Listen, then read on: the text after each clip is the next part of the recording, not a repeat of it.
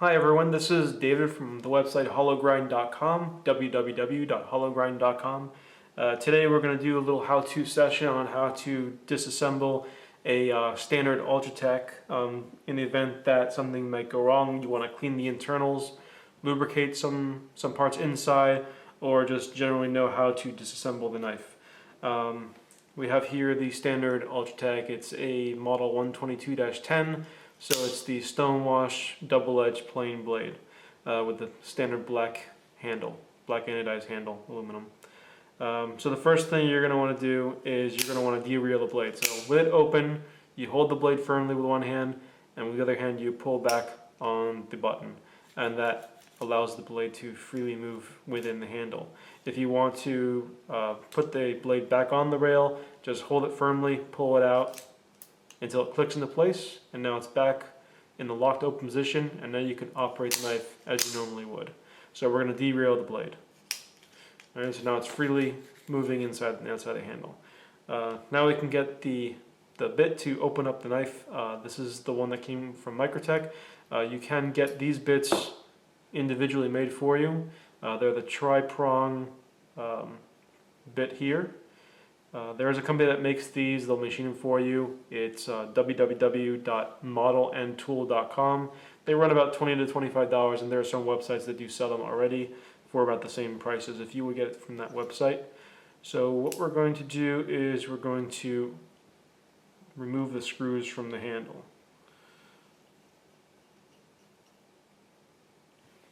While you're doing this, it's convenient if you have a little magnetic dish that you can put your screws in, because they're small and they're easy to lose.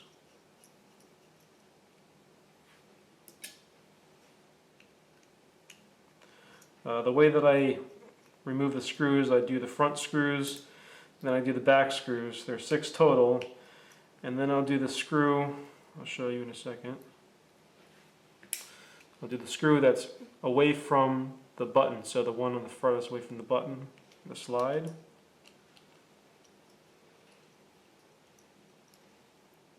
Alright, now we have this knife that's assembled with just one screw left. So I'll hold the covers and the back together. I'll undo the screw here. And I'll just leave it on the screwdriver because it's magnetic. And now I have a cover that can be removed. So I'll put my finger on the button, pushing the blade together this way. So I'll put pressure on the button, and then I can remove the top cover. And I'm keeping the button in place. So now the top cover is removed, put that to the side, and then I'm going to slowly rotate the button down because there's a spring inside. So I just want to have the spring facing up. The spring is removable. You can actually remove it from this little part in there, but you can keep it in there. So what I'm going to do is I'm going to put this in the magnetic dish, so it's facing the up position, so it doesn't get lost. So now I have the internals of the Ultratech. It's fairly simple. You have this main slide here that runs on the inside of the handle, and when it's in the forward position, you can see that the front locking sear is vertical. Oh, sorry, it's because the blade's open. Let me take this blade out. So we have the sear, the mainspring with the slider, and then we have the blade here. We're going to remove the blade.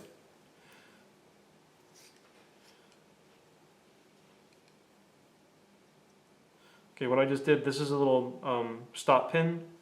This is inside. This is actually a new design for the Ultratechs, and I'll tell you why in a second.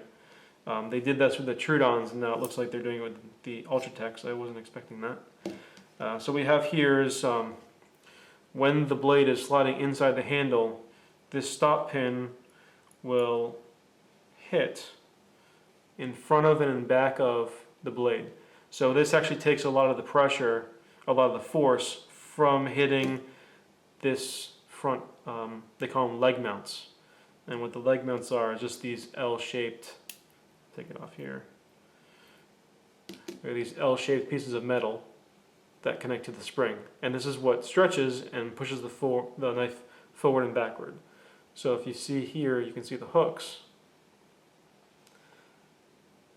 And these hooks is what hits the back of the blade and also on the stop pin. So we can actually hook this back onto the main bar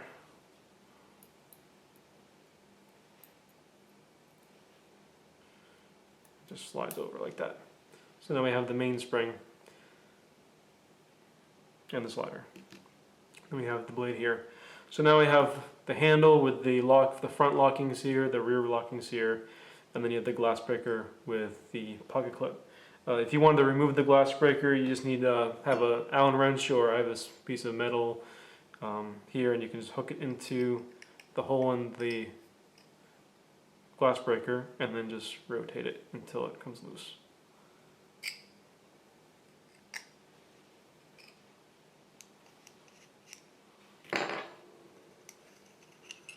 Alright, so now you have the glass breaker that's removed, you have the pod clip that's removed, and then you have the handle, the back of the handle. So here are all your parts, and if you wanted to lubricate it, what I would recommend is, now you can take out these locking sears, but these have small conical springs inside of them.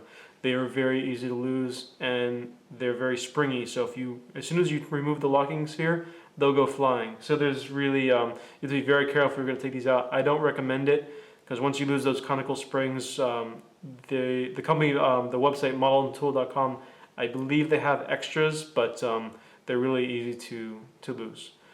So at this point, your knife is completely disassembled. You can clean all the parts. When I say clean, you can use a very light gun oil, a CLP, cleaner, lubricant, protectant, and you just basically do a very small, very light wipe down. You can see that there's already some oil in the, you can see it's shiny. You can see there's already oil in the handle. You really don't need to put that much on here, but this is how it came from the factory. So at this point, we're going to reassemble the knife. We assume that you cleaned all the parts and you want to put it back together. So first thing we can do is we can put the blade back in. So we're going to remove the stop pin.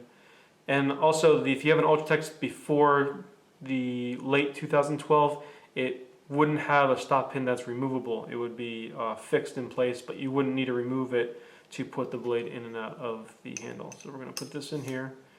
We're going to move this locking sear so the blade can slide in, and we'll reinsert the stop pin. Alright, so now if you open it, it should stop before it goes out. So now it's all stopped, and we'll disengage the lock, put it back in halfway like this. Next thing we're going to do is we're going to put the slider and mainspring back in. You're going to put it with the rectangular protrusion on this side is going to be where the button fits into, so you're going to put that towards the top of the handle. So now it's sliding easily in there. You're going to take the button and we're going to put this back in here. Make sure it slides properly. It does. And we'll hold that in place. And then we'll take the cover and put the cover on. Alright, and it's lined up with the button. So now we can go ahead and reinstall the screws. So we're going to put the screws exactly where we found them. What we want to do is we want to put whatever screw you took out of the center, or this one, you want to put the same screw back in every single one. So you want to make sure that you remember which screw goes where. The reason for that is I've had some times where the threads lined up with the screw that was in there, and if you put the different screw in there, sometimes the threads get changed, and then you might have a screw that doesn't fit properly or doesn't get secured properly. And when you put the screws back in, you don't want to over tighten. You just want to make sure that they're snug. They're not going to become loose from vibrations, but you don't want to over tighten it too much. So a little bit of force is okay, but not too much. If you wanted to put thread locker, you're going to want to do the Loctite brand, but the blue version of the thread locker, not the red version. The red version is more permanent, and once that's set, you may break the bit that you used to undo the screws should you try to redo this if you use the thread locker. So now the screws are in place, and now we're going to reinstall the glass breaker and the pocket clip. So the pocket goes on the back. We're just going to line this up, and then we will put the glass breaker on.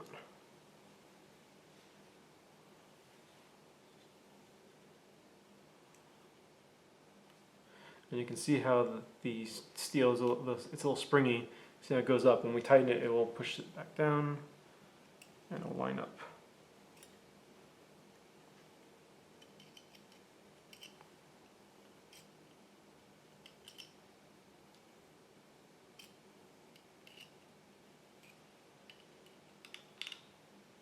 And you don't want to over tighten the glass breaker either. All right, looks good.